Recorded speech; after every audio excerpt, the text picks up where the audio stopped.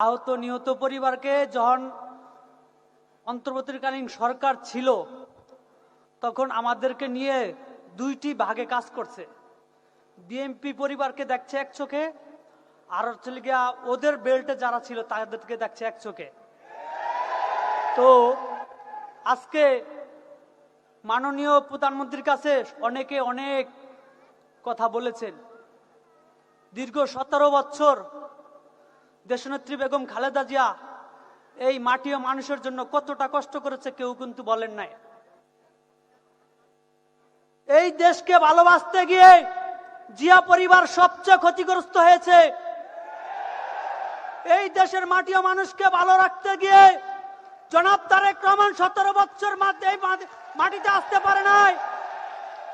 আমি একটি কথাই বলবো, এই দেশ যদি ভালো চান তারেক রহমানের দিকে তাকাইতে হবে, উনি কি করতে চাইতেছে। এই দেশ যদি ভালো রাখতে চান জনাব তারেক রহমানকে ফলো করতে হবে। এই দেশ কিভাবে আমরা আজকে বিদেশের মাটিতে যাই কাজ করতে, বিদেশের মানুষ 10টা বছর তারেক রহমানকে সময় দেন, বিদেশ থেকে মানুষ এসে আমাদের দেশে কাজ করব। একটি কথাই বলবো, জনাব তারেক রহমান এই দেশের মাটি ও মানুষের জন্য দিন রাত পরিশ্রম করছে। এই দেশের আহত নিহত শহীদ পরিবারকে কি বিচার চান আপনারা?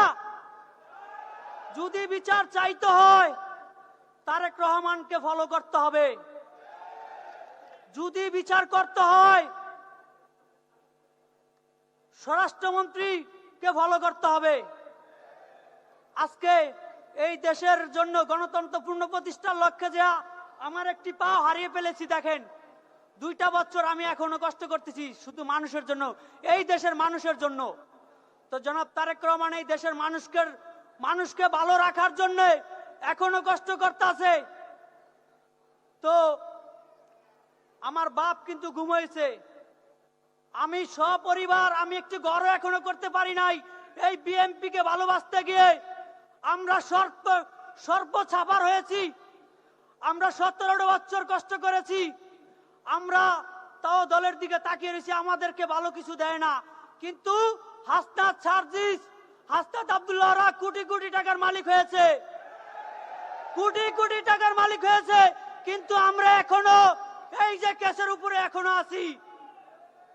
এই দেশের মানুষকে দিকে চায়া, এই দেশের মানুষকে যদি ভালোবাসেন জনাব তারেক রহমানকে 10 বছর সময় দিতে হবে। কোনো কথা চলবে না, কোনো কনফারেন্স চলবে না। তো আগামী দিনের হাসিনা কোনোদিন এই দেশে আসতে পারবে না।